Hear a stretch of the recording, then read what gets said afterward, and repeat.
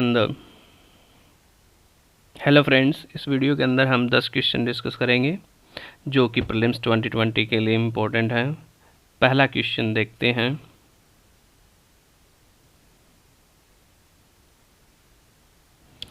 Corruption perception index 2020 के regarding 4-5 statements दिए हुए हैं। आपको बताना है कि कौन सा स्टेटमेंट राइट है, कौन सा स्टेटमेंट रॉन्ग है। अभी पढ़ते हैं पहला स्टेटमेंट क्या है। ये कहता है कि ये इंडेक्स ट्रांसपेरेंसी इंटरनेशनल के द्वारा रिलीज किया गया है। ये स्टेटमेंट क्या है, पूरा करेक्ट स्टेटमेंट है। दूसरा ये कह रहा है कि इंडिया की रैंक 2020 के अंदर 6 पोजीशन से इम्प्रूव हुई है। ये एक गलत स्टेटमेंट है क्योंकि इंडिया की रैंक है वो ख़राब हुई है 6 पोजीशन से। थर्ड स्टेटमेंट ये कह रहा है कि इंडिया का जो स्कोर है वो score of India remain constant, यानी कि जो है 2020 का स्कोर है 2019 का स्कोर है, दोनों सेम स्कोर रहा था। ये स्टेटमेंट बिल्कुल सही स्टेटमेंट है। 40 इंडिया का स्कोर था, 40 था इस इंडेक्स के अंदर, वो अभी भी 40, इस साल भी 40 है, पिछले साल भी 40 था। इट मेजर्स दी, चौथा स्टेटमेंट है, it measure the actual level of corruption in the public sector. ये स्टेटमेंट गलत है क्योंकि ये करप्शन परसेप्शन इंडेक्स है, ये परसेप्शन मेजर करता है लोगों का गवर्नमेंट सेक्टर में कितना करप्शन है, तो ये एक्चुअल करप्शन को मेजर नहीं करता है। पांचवा स्टेटमेंट है, Sudan has top this index. Sudan ने इस इंडेक्स को टॉप किया है। ये स्टेटमेंट भी गलत है क्योंकि इस इंडेक्स को किसने टॉप किया है, न्यूजीलैंड ने टॉप किया है। इस स्टेटमेंट को इंटरचेंज किया गया है, ये यहाँ पे आना चाहिए था, ये यहाँ पे आना चाहिए था। न्यूजीलैंड के साथ डेनमार्क, तो अभी इसका आंसर देख लेते हैं। इसका आंसर हो गया है सी, न्यूजीलैंड। इसके अंदर स्कोर होता है 0 से लेके 100 का स्कोर होता है। इस इंडेक्स के अंदर 0 होता है ना, वो स्कोर होता है सबसे ख़राब स्कोर होता है, और 100 होता है वो सबसे अच्छा स्कोर होता है, यानी कि क्लीन कंट्री होता है। ये सबसे मोस्ट करप्ट होता है, ये मोस्ट क्लीन होता है, ये मोस्ट करप्ट होता है। ठीक है, तो इसके अंदर कौन कौन से आए थे, इसके अंदर न्यूजीलैंड और डेनमार्क ने इसको ज्वाइंटली टॉप किया है। एंड जो वर्स्ट कंट्री हैं, सबसे मोस्ट करप्ट कंट्री हैं, वो कौन से हैं, सोमालिया और सूडान, दो कंट्री हैं, सोमालिया एंड सूडान। सोमालिया और सूडान दो कंट्री हैं जो फर्स्ट हैं। इनका स्कोर कितना था, इस पे इंडेक्स में 12 स्कोर था, तो 0 को इसका स्कोर नहीं था, लेकिन 12 इसका स्कोर था। इंडिया का स्कोर 40 था, पिछले साल का जो स्कोर था वो इस साल भी स्कोर था। अभी हम आगे बढ़ते हैं थर्ड क्वेश्चन। उससे पहले एक बात और जान लीजिए कि ट्रांसपेरेंसी इंटरनेशनल ये क्या है, एक एनजीओ है, इसका हेडक्वार्टर बर्लिन के अंदर है। ये एक रिपोर्ट आल्सो करता है, रिलीज करता है, जिसका नाम क्या है, करप्शन बैरोमीटर रिपोर्ट है। अभी हम आगे बात करते हैं थर्ड क्वेश्चन की, सेकंड क्वेश्चन की। सेकंड क्वेश्चन क्या है कि वर्ल्ड सस्टेनेबल डेवलपमेंट समिट के रिगार्डिंग है। तो ये वर्ल्ड सस्टेनेबल डेवलपमेंट समिट, पहला स्टेटमेंट क्या है, कौन ऑर्गेनाइज करता है इस स्टेट को, इस समिट को कौन ऑर्गेनाइज करता है, इसको टेरी ऑर्गेनाइज करता है। टेरी, इसका नाम क्या है, दी एनर्जी एंड रिसोर्स इंस्टीट्यूट है। इसका हेडक्वार्टर कहाँ पे है, इसका हेडक्वार्टर है दिल्ली के अंदर, इसका हेडक्वार्टर है। और प्राइम मिनिस्टर मोदी जी इस समिट में हिस्सा लेते हैं। ये इंडिया का फ्लैगशिप समिट है, ये टेरी का फ्लैगशिप समिट है, एंड हर साल ऑर्गेनाइज किया जाता है। ये 20th एडिशन अभी इस साल ऑर्गेनाइज किया गया था, जहाँ पे मोदी जी ने सब इसको भाषण दिया था यहाँ पे भी। इसकी थीम क्या है, इसकी थीम है redefining our common future, safe and secure environment for all. इस साल की जो थीम है वो यही है। स्टेटमेंट टू भी करेक्ट है, दोनों स्टेटमेंट यहाँ पे करेक्ट है। तो थीम क्या थी, redefining our common future, safe and secure environment for all. तो दोनों स्टेटमेंट करेक्ट है, सी इसका आंसर हो जाएगा। अभी आगे चलते हैं, तो आगे अगला क्वेश्चन देखते हैं। अगला क्वेश्चन है वो सर्स आजीविका मेला के रिलेटेड है कि ये सर्स आजीविका मेला है, ये क्यों होता है। पहला तो ये इसको कौन ऑर्गेनाइज करता है, ये पहला स्टेटमेंट है, वो कहता है इसको कौन ऑर्गेनाइज करता है, वो ये बोल रहा है कि कपाट इसको ऑर्गेनाइज करता है। कपाट क्या है, ये कपाट is a council for advancement of people and rural technology. ये कपाट इसको ऑर्गेनाइज करता है, ये स्टेटमेंट भी सही है। एंड सेकंड है, वो कहता है कि इसका ऑब्जेक्टिव है वो सेल्फ हेल्प ग्रुप को प्रमोशन करना है, सेल्फ हेल्प ग्रुप को प्रमोशन करना है, और उनको बेटर मार्केटिंग प्रोवाइड कराना है, उनको बेटर प्लेटफॉर्म देना है ताकि वहाँ पे उसको बेटर मार्केटिंग फैसिलिटी मिल सके। तो ये स्टेटमेंट भी करेक्ट है, ये स्टेटमेंट भी करेक्ट है, दोनों स्टेटमेंट करेक्ट है इसमें, लेकिन आपको चूज करना है इनकरेक्ट स्टेटमेंट। तो थर्ड है वो क्या है, इनकरेक्ट है। ये थर्ड स्टेटमेंट है कि ये कौन से मिनिस्ट्री के अंदर आता है, मिनिस्ट्री ऑफ स्किल डेवलपमेंट है एंड एंटरप्रेन्योर्स के अंदर आता है। ये गलत है, लेकिन ये किस मिनिस्ट्री के अंदर आता है, ये आता है मिनिस्ट्री ऑफ रूरल डेवलपमेंट के अंदर आता है। मिनिस्ट्री ऑफ रूरल डेवलपमेंट है, उसका एक प्रोग्राम है national rural livelihood mission NRLM, यानी कि अभी इसका नाम कर दिया गया था DNRLM, जोड़ दिया गया था। तो ये जो नया नाम है दीनदयाल अंत्योदय योजना नेशनल रूरल लाइवलीहुड मिशन, उसके अंदर सेल्फ हेल्प ग्रुप को प्रमोशन किया जाता है। इन्हीं सेल्फ हेल्प ग्रुप को बेटर मार्केटिंग दे देने के लिए ये सरस आजीविका मेला आयोजित किया जाता है। और इसको कौन आयोजित करता है, council for advancement for people action and rural technology. ये एक इंस्टीट्यूट है, ये मिनिस्ट्री के अंदर आता है, मिनिस्ट्री ऑफ रूरल डेवलपमेंट के अंदर ये आता है। तो इसका आंसर क्या हो जाएगा, सी इसका आंसर है। Incorrect statement, only third is incorrect. अगला क्वेश्चन देखते हैं। अगला क्वेश्चन है about nurturing neighbourhood challenge. Nurturing neighbourhood challenge के रिगार्डिंग है। तो ये क्या है कि नेबरहुड चैलेंज, नर्चर करना है, किसको नर्चर किया जाता है, बच्चों को नर्चर किया जाता है। तो यानी कि ये बच्चों से रिलेटेड कुछ है, यानी कि चाइल्ड जो है उनसे रिलेटेड है ये कुछ। तो इसको ऑर्गेनाइज कौन करता है, पहला स्टेटमेंट देखते हैं, ministry of housing and urban affair organise करती है। ये स्टेटमेंट करेक्ट है। एंड सेकंड स्टेटमेंट देख लेते हैं, ये भी स्टेटमेंट, दोनों ही स्टेटमेंट यहाँ पे करेक्ट है। तो इसका आंसर तो सी है। अभी देख लीजिए ये है क्या, इसके अंदर बेसिकली क्या है कि जो हमारी सोसाइटी है उसका जो नज़रिया है, एटीट्यूड है चाइल्ड के रिगार्डिंग, वो अच्छा हो, उसी को प्रमोट करने के लिए नेशनल नेबरहुड चैलेंज लाया गया है। नेशनल नेबरहुड चैलेंज लाया गया है। इसके अंदर इन्फेंट पे फोकस है, चाइल्ड एंड टोडलर है, केयर गिवर है, इन सभी को एक अच्छा इन्वायरमेंट मिल सके। और ये जो है हमारा गवर्नमेंट का मिशन है, स्मार्ट सिटी मिशन है, उसके अंडर है। इसको इस प्रोग्राम को लॉन्च किया गया था, इस चैलेंज को। एंड स्मार्ट सिटी मिशन आप सब जानते हैं कि ministry of housing and urban affair के अंदर आता है। तो ये बेसिकली किसके मिनिस्ट्री के अंदर हो जाएगा, housing and urban affair. Answer आपको पहले ही बता दिया गया है, सी। नेक्स्ट क्वेश्चन देखते हैं। नेक्स्ट क्वेश्चन है 5वां क्वेश्चन। ये कहता है कि किरण हेल्पलाइन है, किरण एक हेल्पलाइन है, उसको कौन ऑपरेट करता है। तो इसको ऑपरेट करता है ministry of social justice and empowerment. तो किरण हेल्पलाइन क्या है, ये बेसिकली साइकोलॉजिकल काउंसलिंग प्रोवाइड करती है। जो भी स्ट्रेस में होता है वो उस पर कॉल कर सकता है। अभी एक रिपोर्ट आई थी, वो कहती है कि 70% कॉल्स हैं वो मेल्स के द्वारा की गई थी। काउंसलिंग क्यों चाहिए, अभी इंक्रीज क्यों हुई है, क्योंकि कोविड के टाइम पे लोगों का जॉब लॉस हुआ है, जॉब लॉस से लोग ज़्यादा स्ट्रेस में आ गए। उसमें 30% कॉल है वो चाइल्ड के द्वारा की गई है, स्टूडेंट्स के द्वारा की गई है। अगला क्वेश्चन देख लेते हैं। अगला क्वेश्चन है वो है इंडियन फार्मास्यूटिकल इंडस्ट्री के रिगार्डिंग है, इसके स्टेटस पे बात करती है। तो स्टेटमेंट 1 देखते हैं। ये स्टेटमेंट 1 कह रहा है कि इंडिया की जो फार्मास्यूटिकल इंडस्ट्री है वो 13th लार्जेस्ट है वॉल्यूम में, 13th लार्जेस्ट है वॉल्यूम में। ये गलत है, क्योंकि इंडिया की जो फार्मास्यूटिकल इंडस्ट्री है वो 3rd लार्जेस्ट है वॉल्यूम के अंदर। और उसका जो नेटवर्थ है वो $40 बिलियन है, ये सही है। ठीक है, तो ये स्टेटमेंट ए गलत हो गया, क्योंकि इंडिया की जो है फार्मास्यूटिकल इंडस्ट्री 3rd लार्जेस्ट है। स्टेटमेंट बी क्या कहता है कि हम हाई वैल्यू जेनरिक ड्रग्स को एक्सपोर्ट करते हैं। तो ये स्टेटमेंट गलत है। हम क्या करते हैं, लो वैल्यू जेनरिक ड्रग्स होती है उनको एक्सपोर्ट करते हैं।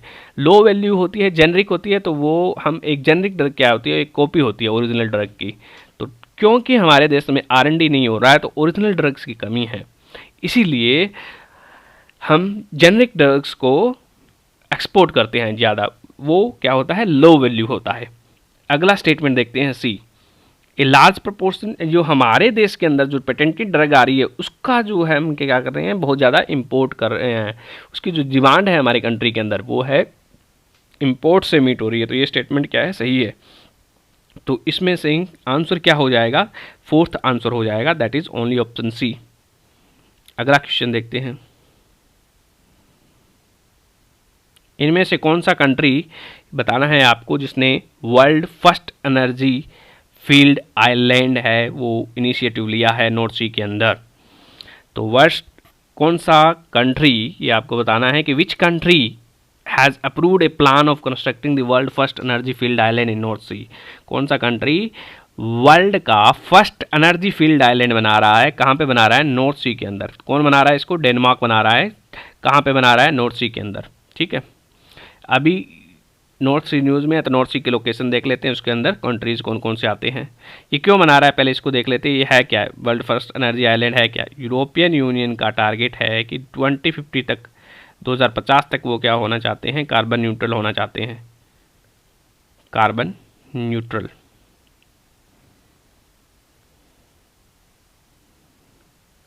They want to be carbon neutral by 2050 so that climate action, climate change को कॉम्बैट कर सके।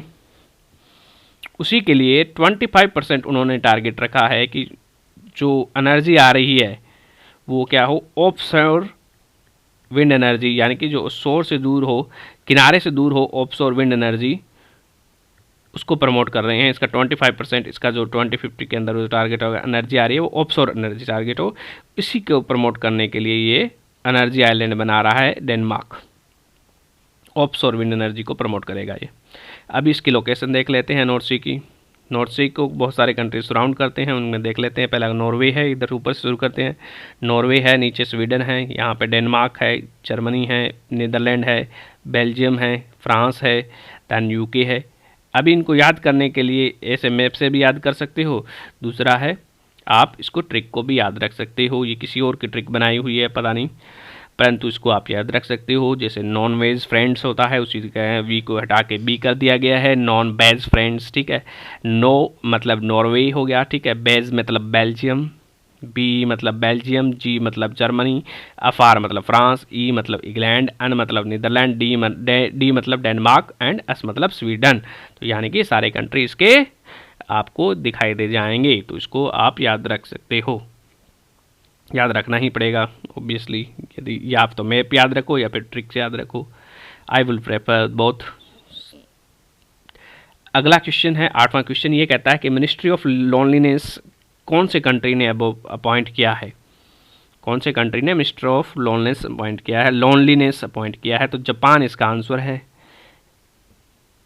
क्यों इंक्रीज किया है, क्योंकि वहाँ पे सुसाइड इंक्रीज हो गया। 11 साल बाद जापान के अंदर सुसाइड है वो इंक्रीज हुई है, सुसाइड कोरोना के कारण। कोरोना के कारण लॉकडाउन हुआ है, जिसके कारण पीपल नहीं जा सकते, बाहर नहीं जा सकते, तो वो क्या होते हैं, साइकोलॉजिकली डिस्ट्रेस हो जाते हैं, उसके कारण सुसाइड कर लेते हैं कुछ लोग। तो उसको टैकल करने के लिए मिनिस्टर ऑफ लोनलीनेस जापान ने अपॉइंट किया है। यूके ने 2018 के अंदर अपॉइंट किया था। यूके ने कब अपॉइंट किया था, 2018 के अंदर। उसी तरह से मध्य प्रदेश है, उसने लॉन्च किया था एक इनिशिएटिव, क्या नाम है उस इनिशिएटिव का, मिनिस्ट्री ऑफ हैप्पीनेस लॉन्च किया था। हैप्पीनेस करिकुलम किसका है, दिल्ली गवर्नमेंट का है। Happiness curriculum, happiness curriculum Delhi government का है, ठीक है, करिकुलम।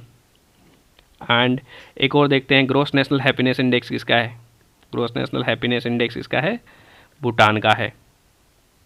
यहाँ पे जीडीपी कैलकुलेट नहीं करते हैं, जबकि वो हैप्पीनेस कैलकुलेट करते हैं, इसको बाद में देखेंगे हम। अभी अगला इसकी लोकेशन देख लेते हैं। जापान, जापान एक आइलैंड्स का कंट्री है, तो इसमें 5 मेजर आइलैंड हैं। Ryukyu island, Kyushu island, then Shikoku island, ये शिकोकू आइलैंड हो जाएगा, ठीक है। ये रुकुकू आइलैंड है, ये इधर वाला रुकुकू आइलैंड्स है छोटे वाले। और ये यहाँ पे जो आइलैंड है होन्शू आइलैंड है, ये वाला होन्शू आइलैंड है। और ये वाला जो आइलैंड बच गया ऊपर वाला, वो ओकाइडो आइलैंड है। ओकाइडो आइलैंड सबसे ज़्यादा पॉपुलेशन है, वो एल्डरली पॉपुलेशन है यहाँ पे है, बुढ़े लोग यहाँ पे रहते हैं ओकाइडा में। अभी इसको देख लेते हैं। जापान के नॉर्थ में क्या है, जापान के नॉर्थ में सी ऑफ जापान है एंड सी ऑफ अकोस्टक है। इसके साउथ में देखोगे तो यहाँ पे आपको फिलीपींस दिखाई देगा, ईस्ट में देखोगे तो पैसिफिक ओशियन है, और ईस्ट चाइना सी के इधर में है, वेस्ट में है, जापान के वेस्ट में ईस्ट चाइना सी है, उल्टा है। तो ये आपको याद रखनी है, क्योंकि मैपिंग बेस्ड क्वेश्चन आ सकता है, आते ही 1-2 क्वेश्चन आता ही आता है। अगला क्वेश्चन देखते हैं, 9वां क्वेश्चन। इसमें आपको बताना है कि ट्रू एंड फॉल्स क्या है। तो पहला स्टेटमेंट क्या है कि अंजलि भारद्वाज को अभी यूएस गवर्नमेंट का एक प्राइज़ है वो दिया गया था। तो ये स्टेटमेंट, पहला स्टेटमेंट करेक्ट है। तो अंजलि भारद्वाज को ये प्राइज़ का नाम क्या है, इस प्राइज़ का international anti corruption champion award है। कौन देता है, यूएस देता है। ये कितने लोगों को दिया गया था, अभी रिसेंटली 12 लोगों को दिया गया था, जिसमें से अंजलि भारद्वाज भारत की एक थी। ये किस लिए दिया जाता है, ये अकाउंटेबिलिटी एंड ट्रांसपेरेंसी को इंक्रीज करने के लिए दिया जाता है, ट्रांसपेरेंसी एंड अकाउंटेबिलिटी को इंक्रीज करने के लिए दिया जाता है। ट्रांसपेरेंसी इंक्रीज होगी तो अकाउंटेबिलिटी बढ़ेगी। तो ये अंजलि भारद्वाज है, उसने क्या काम किया था ये हम आपको बता दें कि वो राइट टू इन्फॉर्मेशन एक्ट है उसके लिए वो काम कर रहे हैं। एक ऑर्गेनाइजेशन है central council for people right to information, and और भी ऑर्गेनाइजेशन जैसे राग है,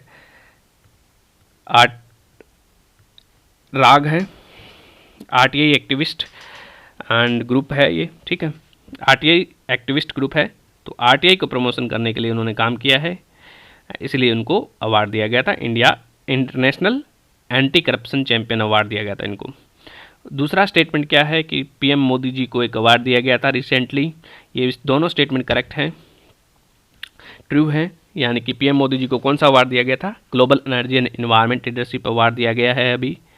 ये कौन देता है, ये अवार्ड देता है कैम्ब्रिज एनालिटिकल रिसर्च इंस्टीट्यूट।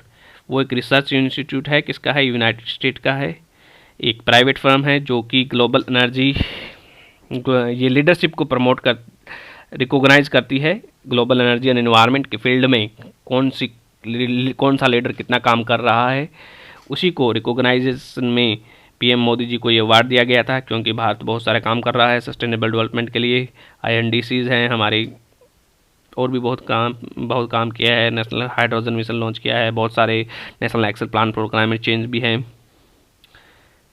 अब अगला क्वेश्चन देखते हैं। ये चीज़ें अभी कुछ टर्म्स हैं वो न्यूज़ में रही थी, उनके बारे में बताना है कि वो कौन से फील्ड से एसोसिएटेड हैं।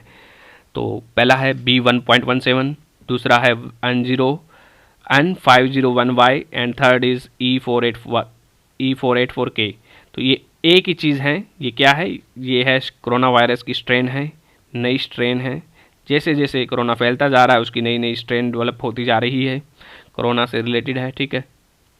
इसके बारे में जैसे जैसे हमें और पता चलता जा रहा है तो और रिसर्च होती जा रही है और हमारा नॉलेज बढ़ता जा रहा है। Okay, that's all, we will see you again.